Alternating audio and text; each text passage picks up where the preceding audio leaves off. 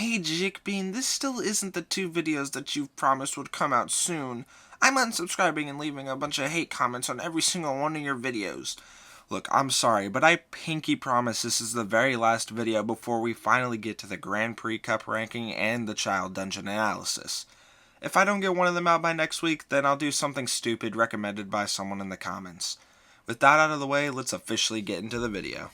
Super Mario Sunshine is a part of the greatest genre in gaming known as 3D Mario, and it just so happens to be the most divisive entry in the series. Personally, I find it really fun, mostly because of the controls that make Mario feel so nice and fun to play around with. Sunshine is also home to some of the most unique Mario stages in the entire series. While there aren't as many as Mario 64, I still thought that today we could rank all 8 stages in the game. And yes, I'm counting Delfino Plaza because of the sheer amount of shines to collect in it. I'll be using pretty much the same criteria that we used for the Mario 64 stage ranking because, believe it or not, most of the things that would make a Mario 64 stage good or bad also make a Mario Sunshine stage good or bad. And also, just like the Mario 64 stage ranking, I will also later down the line rank every single shine in Mario Sunshine. Spoiler alert, all the blue coin shines are going to be at the bottom of the list. Also, I won't be taking the blue coins into account too much for each stage because they are equally as bad across the entire game. With all that out of the way, let's get into every single Mario Sunshine stage ranked. Number 8, Gelato Beach. This stage has multiple infamous stars because of their difficulty, and unfortunately they aren't hard because they were intended that way, they're hard because of the poor game design. The stages in question are the Sandbird is Born and the Watermelon Festival. The Sandbird is a red coin mission where you traverse around a very janky bird made out of sand to collect red coins. While it flies, it turns on its side and you have to adjust your positioning, and it can be very frustrating. The Watermelon Festival, on the other hand, can feel like absolute RNG if you get to complete it or not. Basically, you have to get a watermelon over to a juicer in order to get the shine sprite. Unfortunately, the farthest away watermelon is the one that you need to bring over to the juicer for said shine. The worst part about this is that the watermelon can break on everything, but in all honesty, I kinda like this shine. It's pretty unique, and while it can be frustrating, I actually don't mind this one all too much. There's a floodless level to start off the stage, which is probably one of the worst floodless levels in the game. Knocking some cataquacks off of these mirrors, which isn't very fun, and even a boss fight against the giant wiggler, which can be a decent time. The best shine here is by far the first El Piantissimo shine, which is basically just a Koopa the Quick race from Mario 64. Most of the reason this stage isn't the best is mainly because a lot of these shines are pretty forgettable. Like, can you tell me what the first shine here is? I bet you can't. It's Doombud Castle Secret, just in case you were wondering, which you probably weren't because who cares about some random freaking shine in Mario Sunshine. The best part about Gelato Beach is probably the music. It's so laid back and chill with a lot of steel drums being heard. Overall, Gelato Beach just ends up paling in comparison to some of the much better stages that are found later in the game, and let's face it, Gelato Beach is a pretty dumb name anyway. Number 7, Bianco Hills. The starting stage in the game, overall, it's fine, I guess. The first shine unfortunately isn't such a great start as it's just a rehash of the very first shine in the game. Just shoot some water into the goopy plant's mouth and boom, shine get. Next we get to see the video game debut of P. Piranha, which is cool, but also it kinda sucks because the gameplay of his boss fight is pretty similar to what we just did. Just shoot water into his mouth and then ground pound his little big inflated belly button 3 times for the shine. Later in the course we get to fight him again, but this time it's outside, and even worse. This time he flies around, and you have to shoot these weird piggy things at him to knock him down, which then has you shoot water in his mouth and ground pound his belly button another 3 times. Of course, there's multiple red coin missions here, and they're fine, I guess, but the second red coin mission is kinda cool because it's the first mission where you get to use the rocket nozzle, which is a very fun item to use. The main reason Bianco Hills is above Gelato Beach is because of how much better the floodless levels are here. The Hillside Cave Secret in particular is an absolutely stellar one, even though it is the first floodless level in the game. It's both challenging, satisfying to play through, and it doesn't overstay its welcome at all. Bianco Hills is a decent starting stage, but has some issues that keep it from being elite. Number 6, Delfino Plaza. By far the most iconic part of this game is the amazing hub world of Delfino Plaza, and it has a bunch of stuff in it. I'm also including the Delfino airstrip shines alongside Delfino Plaza because I can do what I want, and the airstrip only has 2 shines in it anyway. There's a bunch of shines that you get for doing little things such as cleaning these bells or cleaning the shine gate, but there's also things like the pachinko level or the lily pad level, which makes me want to not play this game ever again. We can't forget about the first shine in this game, which boils down to spray water at the goopy piranha plant 3 times and shine get. The other airstrip shine is a red coin mission that you can access way late into the game, and it involves using the jet nozzles to collect them. It's actually a decent shine to get, and one of the better shines in Delfino Plaza. Back to the pachinko machine level. It's one of the most broken missions in the game. It feels like the game is pulling you towards the center of the machine, and you can't get some of the red coins that are on the outside of the machine because of that.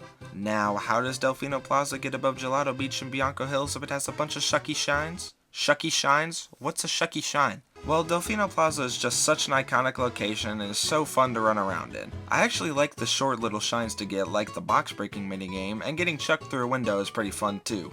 You also can't forget the absolutely iconic theme either, and it's the little things that help Delfino Plaza out from the bottom of the barrel for Mario Sunshine stages. Number 5. Pianta Village. Now we're at our first location that houses some of the residents of Isle Delfino, and we got some pretty great missions to choose from, but of course, no stage can be perfect. Let me go ahead and talk about the secret of the village underside, which is by far the worst star here. It's a floodless level that involves talking to Piantas who talk about how they're a chuckster and launch you across the stage.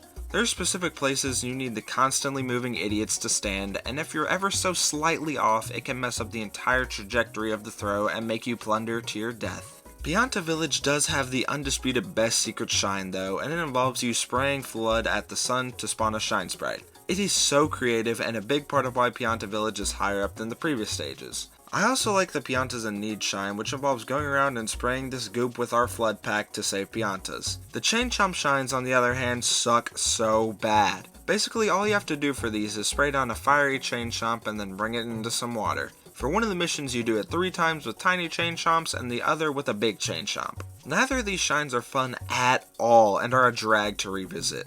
At least the 100 coin shine is pretty easy, and the Goopy Inferno has a fun alternative way to get the shine. Basically you scale the rail, climb the tree, spin jump, get the flood pack, and boom, shine get.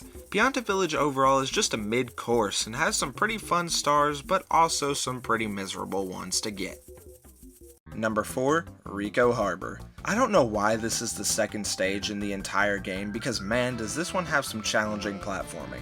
Let's get the worst part of Ricco Harbor out of the way first, and that's that we have a new boss introduced, but then refight him again later in the stage. I find Gooper Blooper to be a pretty fun boss, but it's pretty lazy that he gets a refight later in the stage, and another one in a different stage. Another big gimmick of Ricco Harbor is the constant blooper surfing that you do. There's a race and some red coins to collect that you do by riding some different colored bloopers, with each one having different speeds and how well they're controlled. I think these shines are unique and are a good change of pace from the normal game, but the red coin shine in particular is pretty annoying. You can't get off of the blooper after you get all the red coins, so you have to flawlessly maneuver around the water to get the shine, and if you hit anything, you die. But luckily, I'm an epic gamer, so I don't need to. Oh, maybe not. For the constant floodless shine seen in each stage, this time we have one that was reenacted in Mario Galaxy 2, also known as the greatest game ever made, so it's gotta be good, and yeah, it's a pretty fun shine. So I haven't talked about it too much, but each stage has a Shadow Mario star where you run him down and spray him with water. This one in particular is pretty difficult because of the platforming you have to do to catch up to him. It's not the hardest, but is no simple task either. Well, we got a pretty good lineup of shines, so what drags this one down? Ricco Harbor unfortunately has my least favorite mission in the whole entire game, Yoshi's Fruit Safari. Adventure. Basically, all you gotta do is keep ground pounding on this thing and hope you get good RNG to get the fruit that Yoshi wants. Then you have to spray fish with Yoshi's goopy spit to turn them into platforms and traverse over to the cage with the shine. Oh, and did I mention if you fall you gotta do the whole fruit thing over again?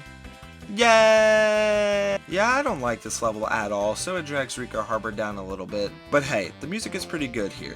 It's not enough to save it though.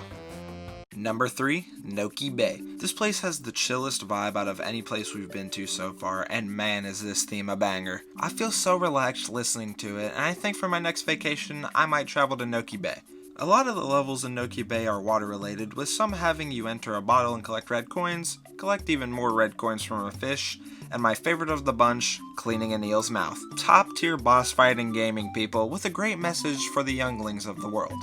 The boss fight actually isn't too bad in my opinion, and of course the concept is amazing. Noki Bay is also home to my favorite floodless level in the game, the Shell Secret. I'm telling you, this one right here is a master platforming challenge and is one of the most difficult pure platforming shines in the game to me. Here's where we have our refight with Gooper Blooper, and it's just the exact same as the other ones, so it could be better I guess, but it's also, just Gooper Blooper again. There's also a pretty creative shine where you have to spray down a golden bird. Not really hard, but I do think it's a pretty cool concept. So what are the downsides that bring Noki Bay down? Not much. Here's where we start to get to the stages that I enjoy almost all of and love to come back to. The only real downside to Noki Bay is that there's a few assets reused from other stages, but that's about it. Noki Bay is a great stage and I love chilling here with Grandpa every time that I can. Number 2, Sirena Beach. I don't know if this is controversial or not, but I absolutely love Sirena Beach. Sure, it has a pretty confusing hotel for certain stars if you don't know your way around. Sure, the King Boo fight is completely RNG on how long it'll take. And yeah, getting all of these panels flipped around can be pretty annoying, but oh my gosh, there is some absolute heat here. The Manta Ray Shine is so much fun, and it feels like a boss fight, but I don't know if I'd classify it as such. Cleaning up Sirena Beach is also so much fun, and I love shotgun spraying the entire beach. The King Boo fight is honestly so cool even with the RNG elements. I love it. Traversing through the hotel is so cool and it really helps that I know my way around the place, but I don't care. The floodless levels here are pretty cool too. Definitely not my favorites, but still amazing. Okay, obviously Sirena Beach has got its problems, but man, I love it so freaking much. Number 1. Pinna Park. Who doesn't love a good old theme park? The stage opens with a Mecha Bowser fight where you ride a roller coaster on a cart. I think that's all I need to say. Pinna Park has this aura about it, this mana. It's so cool. There are 2 floodless missions here as well, and there's some great ones. There's also red coins on the pirate ship, which is pretty fun because you get to ride these pirate ships and then climb on a bunch of other stuff. The runaway Ferris wheel can be annoying, but I always use this nice little exploit which makes it so much easier. And the final stage is another roller coaster ride, but this time you gotta destroy all the pink Bowser Jr. balloons. I feel like a kid just roaming around this cool theme park. Look, you even get to ride a merry-go-round with Yoshi. Isn't that awesome? I don't know what else I can say about Pinna Park. It's just peak and is in my personal opinion the best stage in Super Mario Sunshine.